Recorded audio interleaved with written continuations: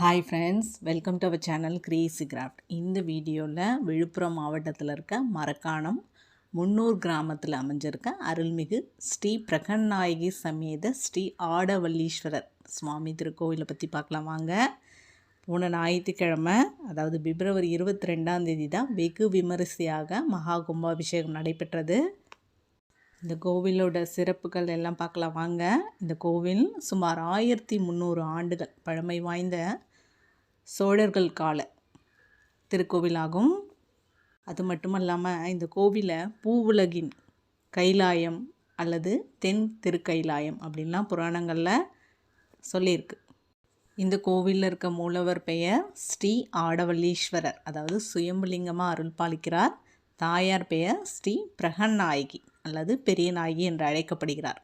இந்த திருத்தலத்தோட தலவிருட்சம் வன்னிமரம்.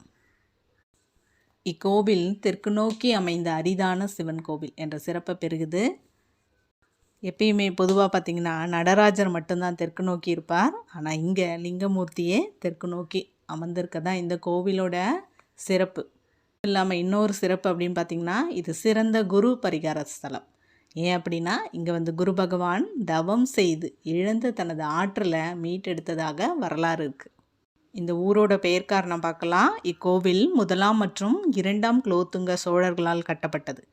இது குலோத்துங்க சோழன் கட்டிய 300வது சிவன் கோவில். அதனால் இந்த ஊர் முன்னூர்னு பெயர் பெற்றது. இறைவன் பெயர் காரணம் பார்க்கலாம். மன்னன் குலோத்துங்கன் வேண்டியதற்கிணங்க தில்லையில் ஆடிய ஆனந்த தாண்டவத்தை இங்கு காட்டியதால் ஆடவல்லீஸ்வரர் அப்படின்னு அழைக்கப்படுறார். இந்த மாதிரி அரிதான சிவன் கோவில்களில் கண்டிப்பாக நம்ம வழிபாடு செய்யணும். ஏன்னா இங்கே இருக்க இறைவன் தெற்கு நோக்கி அமர்ந்திருக்கதே ரொம்பவுமே சிறப்பு. இல்லாமல் குரு பரிகார ஸ்தலம் அப்படிங்கிறதால கண்டிப்பாக இப்போ தான் கும்பாபிஷேகமும் நடந்திருக்கு. அது மட்டும் இல்லாமல் இங்கே முருகருமே ரொம்ப அழகாக மயில் மீது வீற்றிருக்கிறார். அதுவுமே ஒரு தனிச்சிறப்பு.